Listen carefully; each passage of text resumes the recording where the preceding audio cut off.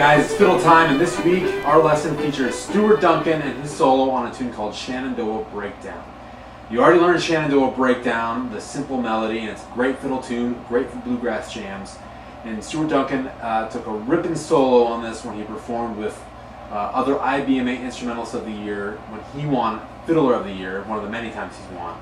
And he played this with guys like Jerry Douglas, Sam Bush, and he just tore it up.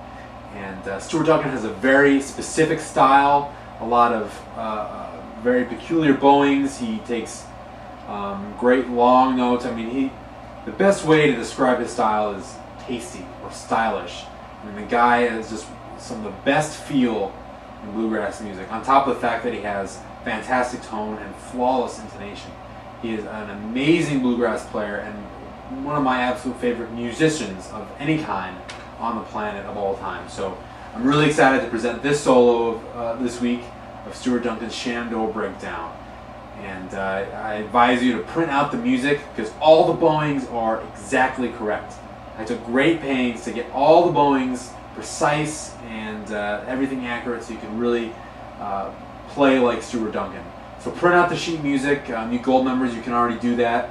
And if you're not a gold member, subscribe today and you'll get this lesson plus many others, and a new lesson every week. So here we go, Shenandoah Breakdown.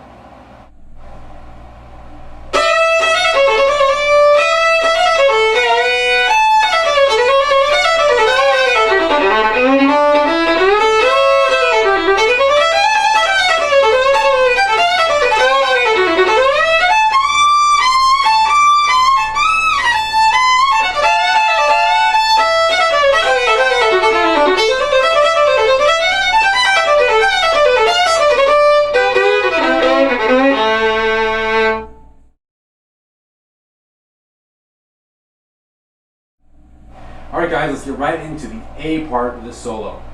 Now if you need a refresher, go back and view the Shenandoah Breakdown fiddle lesson that I posted, and that gives you the basic melody. It's really important to know the basic melody in the tune before you can get into the solo. Because obviously a lot of these licks and the improv won't really make proper sense if you don't already know Shenandoah Breakdown. So go back, review that tune, make sure you know it so that you can get the most out of this lesson. Okay, now at the top, Stuart Duncan does what a lot of fiddle players do and a lot of players do, is they basically play the simple melody in the beginning. I mean, for the most part, they state the melody, and that's common in jazz and bluegrass and all kinds of styles.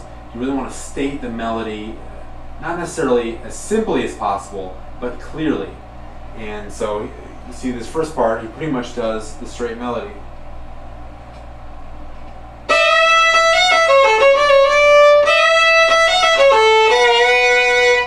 And if you remember, our basic melody was,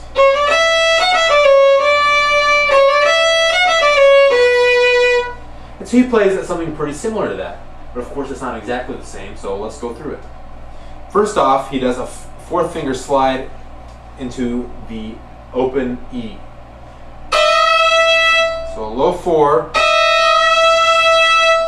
into the E.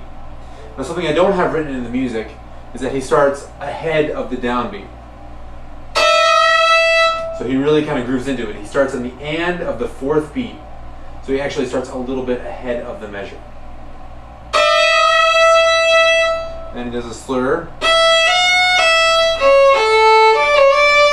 So I'll play that first measure slowly.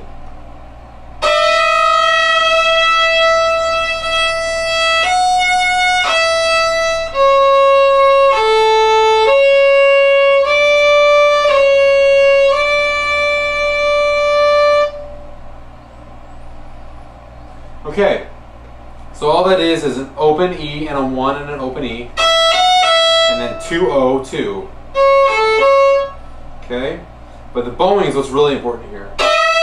Down, then up, then down for 2 notes, then down, then up for 1, and then a big down. And that's 3-2-3.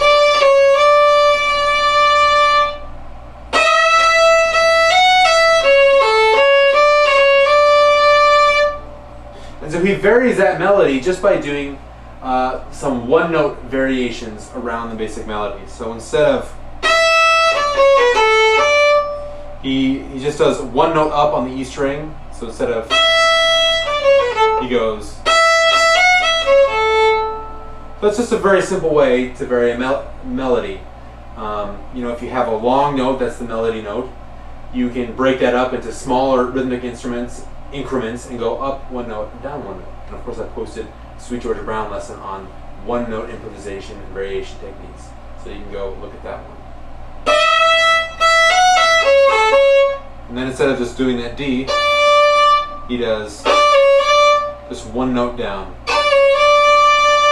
Here's the next measure. Slowly. Excuse me, it's an up-o.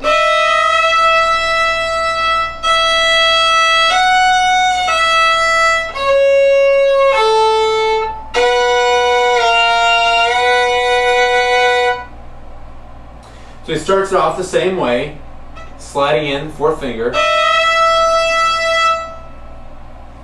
And then he does, so that's all exactly the same as the first part of the first measure.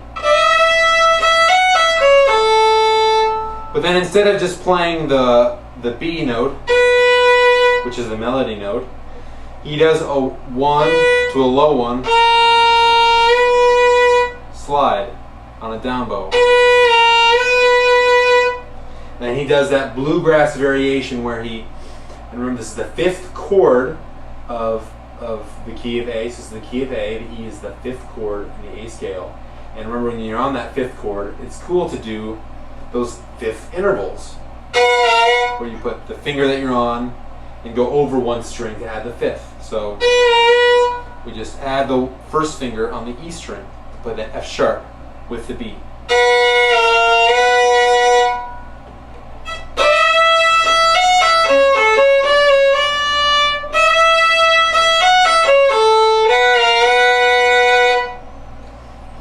Okay, here's the next bit. Slowly.